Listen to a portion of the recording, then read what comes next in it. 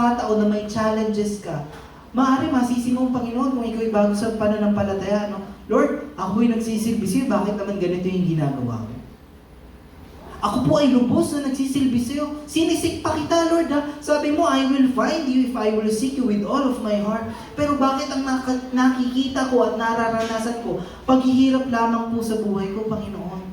Ayoko na, doon na lang ako sa dati. Masaya pa kami ng mga kabarkada ko. Pero hindi po yun eh. Sinasabi sa atin ng Panginoon, nag-i-include po ng difficulties ang Panginoon sa kanyang mga command.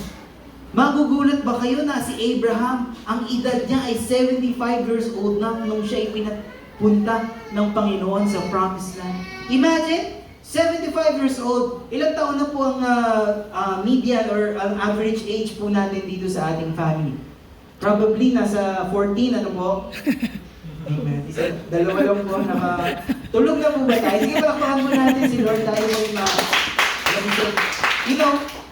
ito pong message na ito will make us realize gano'n po tayo ka-bless ng Panginoon sa ating mga challenges din po. Hindi po natin natitignan ito na, ba't ganito na naman yung sitwasyon ko? Hindi po. Tayo po yung magpapasalamat.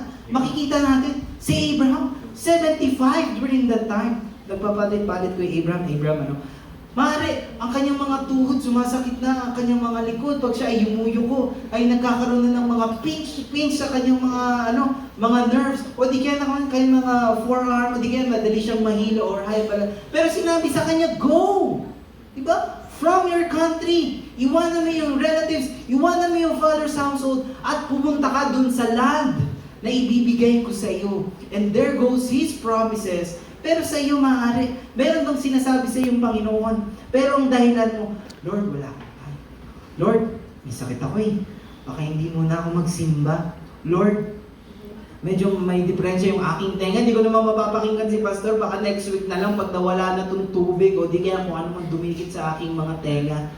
Ano pa man ang ginagawa natin, yung binibigay sa atin na command ng Panginoon, included yan ng difficulties. Maybe si Abraham, during that time, imagine, from 0 siya pinanganak to 75, probably nandun siya sa Chaldean, at yung way of life niya, same. Imagine, 75 years papapuntahin ka sa abroad, anak, magpunta ka ng Korea, 75 ka na, lahat ng gawin mo, kalimutan mo, yung all life mo, baguhin mo, dito ka.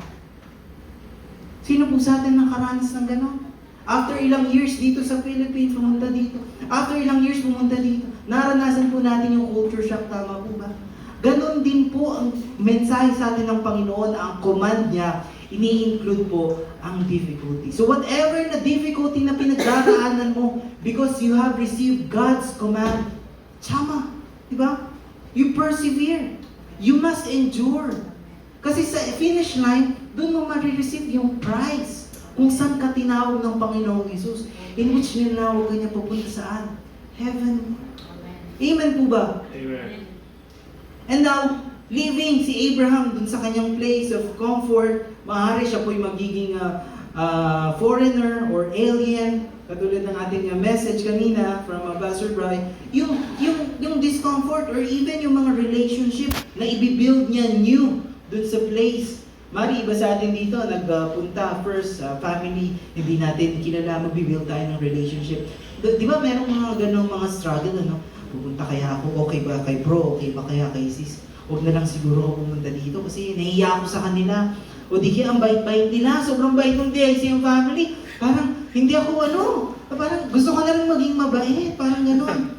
Pero makikita natin yung challenge, hindi bago, di ba? Kay Abraham, pinagdaanan niya, new relationship, new family. Hindi pa po pwede magdahilan sa Panginoon, Lord, na-establish na ako dito.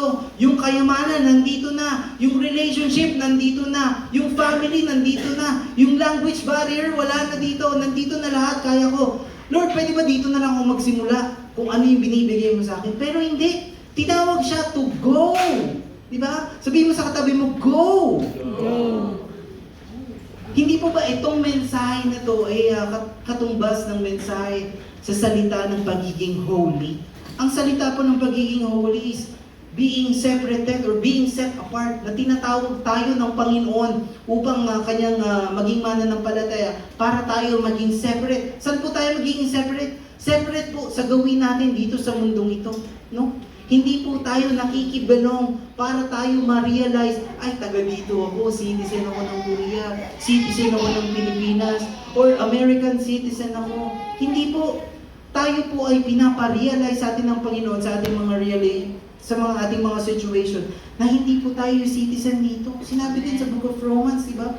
Patuloy niyo i-transform yung iyong mga isip dahil hindi kayo citizen dito, di ba?